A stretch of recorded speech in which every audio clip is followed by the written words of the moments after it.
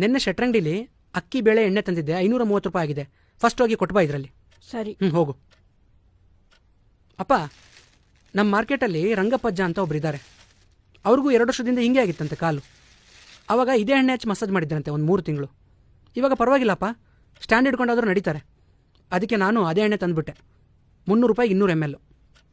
ಸರಿ, ಹಚ್ತೀನಿ. ನೀನ್ಯಾಕೆ ಹಚ್ತೀಯೋ? ನಿಮ್ಮಮ್ಮ ಹಚ್ತಾಳೆ ಬಿಡು. ಯಾಕೆ ನಾನು ಹಚ್ಚಬಾರ್ದಾ? ಮಗ ತಂದೆ ಕಾಲು ಮುಟ್ಟಿದ್ರೆ ಏನಾಗುತ್ತೆ? ಸುಮ್ಮನೆ ಮಲ್ಕೊಳ್ಳಿ ನೀವು.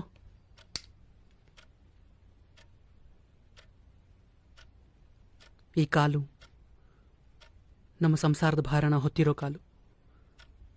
ಈ ಕಾಲು ನಮ್ಮ ಜೀವನದ ಬಂಡಿನ ನಿರಂತರವಾಗಿ ಎಳೆದಿರೋ ಕಾಲು. ಬರೀ 1 ವಾರ ಕೆಲಸಕ್ಕೆ ಹೋಗಿರೋ ನನಗೆ ಇಷ್ಟೊಂದು ಸುಸ್ತಾಗ್ತಿದೆ. ಇನ್ನು 30 ವರ್ಷ ಕಷ್ಟಪಟ್ಟಿರೋ ಈ ಕಾಲುಗಳು ಅದೆಷ್ಟು ದಣದಿರಬೇಡ. ಅದಕ್ಕೆ ಈ ಕಾಲುಗಳು ಈಗ ಹೀಗೆ ಮಲಗಿರೋದು. ಅಪ್ಪ ಅಪ್ಪ, ನಮ್ಮನ್ನು ಸಾಕೋಕೆ ಈ 30 ವರ್ಷ ನೀವು ಅದೆಷ್ಟು ಕಷ್ಟ ಅನುಭವಿಸಿರ್ಬೇಡ.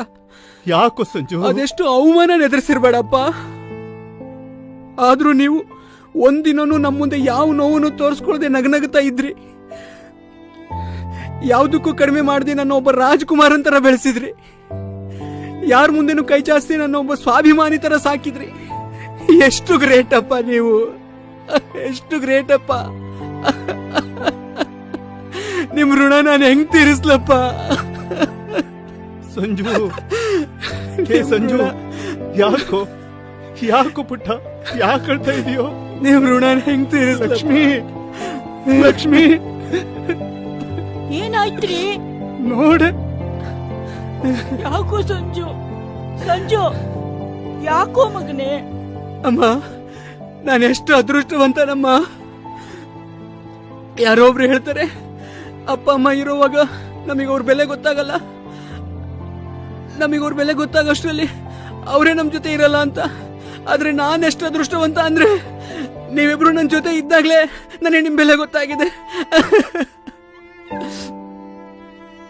ನಾನೇನಾದ್ರೂ ಒಬ್ಬ ಚಕ್ರವರ್ತಿ ಆದ್ರೆ ಸಮಾಜ ದೃಷ್ಟಿಗೆ ನಾನೊಬ್ಬ ಚಕ್ರವರ್ತಿ, ಆದ್ರೆ ನಿಮ್ ದೃಷ್ಟಿಗೆ ಅವಾಗ್ಲೂ ನನ್ನ ಮಗನೇ. ಅದೇ ನಾನೇನಾದ್ರೂ ನಿಷ್ಪ್ರಯೋಜಕ ಆದ್ರೆ ಸಮಾಜ ದೃಷ್ಟಿಗೆ ನಾ 0, ಆದ್ರೆ ನಿಮಗೆ ಅವಾಗ್ಲೂ ನನ್ನ ಮಗನೇ. ಯಾಕೋ ಸಂಜು, ಯಾಕೋ ಏನೇನೋ ಮಾತಾಡ್ತಿದೀಯಾ?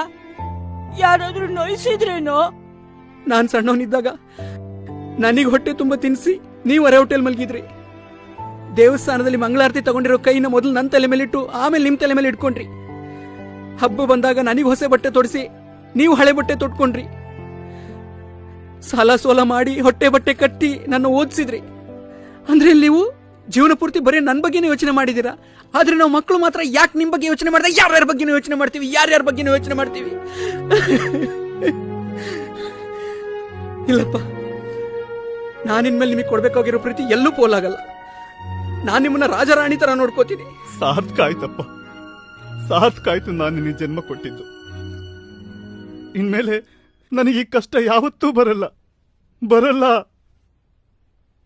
ನಾನು ನಿನಗೆ ಹೇಳ್ಬೇಕಾದ ಏನೂ ಇಲ್ಲ ಕಣ ಸಂಜು. ಆದ್ರೆ